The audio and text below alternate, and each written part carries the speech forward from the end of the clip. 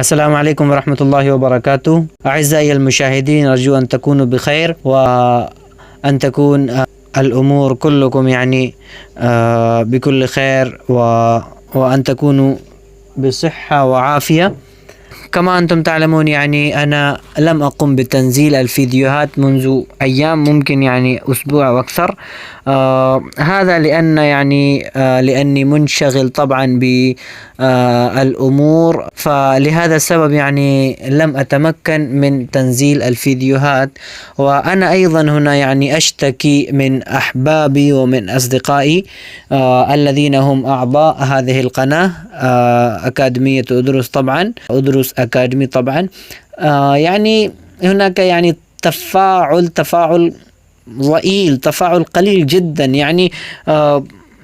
أنا قمت بكل ما في وسعي وبذلت كل ما في وسعي لتكون الفيديوهات التي أنا أقوم بتنزيلها على اليوتيوب أن تكون نافعة وأن تكون مفيدة وأن تكون مملوءة بالفوائد، وطبعا بالمعلومات التي تساعدكم في فهم اللغة العربية المعاصرة، أو ممكن تساعدكم في فهم الأخبار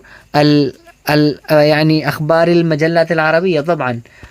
ولكن أنا قد حصلت أو ممكن نلت تفاعل قليل جدا، وهذا طبعا يقلقني. وهناك حتى الحين القناة تحتاج إلى أصدقاء كثر، طبعا أن تكون هناك تفاعلات من جانبكم، وطبعا أن تكون هناك أعضاء كثر.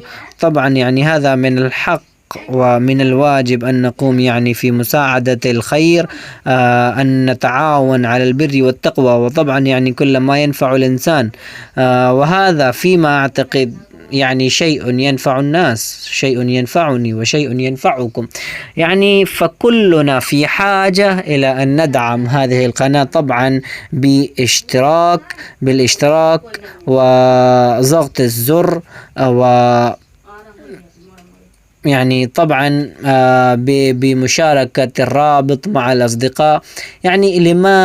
لماذا نحن نبخل في أن ننشر وأن نشارك الرابط في المجموعات واتساب؟ ممكن هناك مجموعات كثيرة، ممكن كلنا لديه أكثر من واحد مجموعة، ولكن بعد كل ذلك ورغم كل ذلك نحن لا نشارك. أنا هناك شيء من باب الصداقة ومن باب الأخوة. هناك شيء طبعا القناة تحتاج إلى دعمكم ومساعدتكم، لأنكم أنتم أصحاب القناة، لأنكم أنتم بكم القناة وأنتم القناة، وطبعا منكم القناة. وإذا أنتم لم تساعدوا هذه القناة فطبعا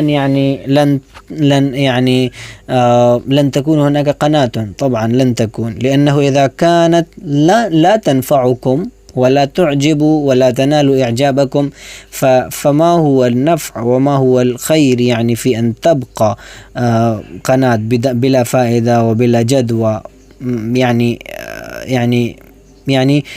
ما في فائدة وما في نفع لا، بس لا أريد. إذا كان هذا الأمر وإذا كان الوضع هكذا فلا أريد أن تبقى هذه القناة طبعا. ولكن أنا أشكر كل من دعم هذه القناة وساعدنا طبعا على بالاشتراك وبالمشاركة وبالإعجاب وبالتعليق. إننا ممتنون من كل قلوبنا، طبعا من أعماق قلوبنا. إننا نشكرهم ونشكركم جميعا، كل من ساعدونا.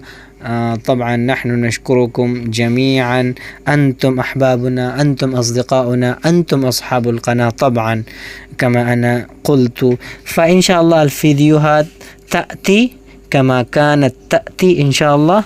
فشكرا، كونوا على صلة. شكرا.